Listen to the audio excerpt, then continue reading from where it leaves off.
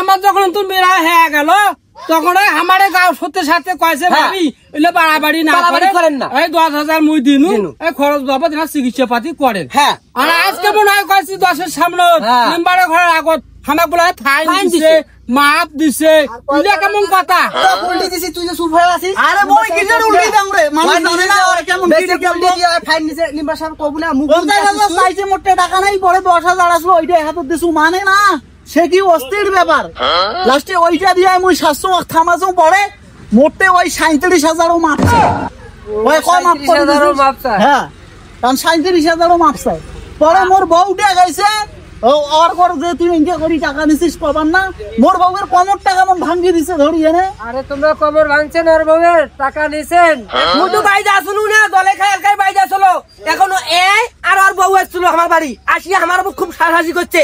এখন ওর বউ যদি 5টার উপর চড়িয়ে দিয়ে আমার বউর সাথে ঝগড়া করে, আর ঝগড়া করে যদি উল্টি পড়ে, যদি কমর ভাঙিয়ে যাতে সেটা কি হামায় যাই?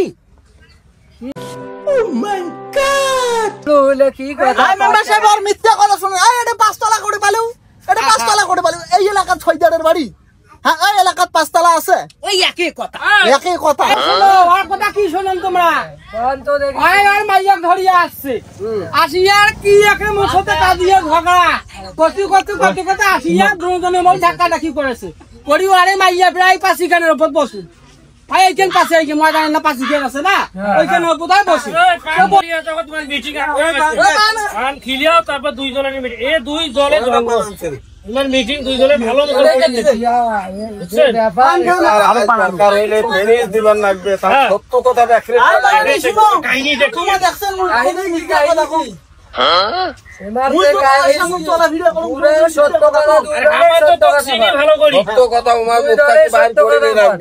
আমি তো জানি ফজলি একটা সব ছেলে, মাঝে মাঝে সুদও খায়, কিন্তু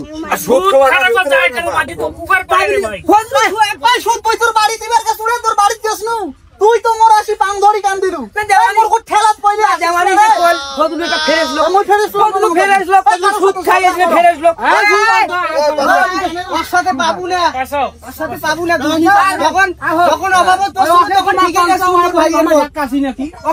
ওকে খান বুকু ধার দিয়ে কক কেনে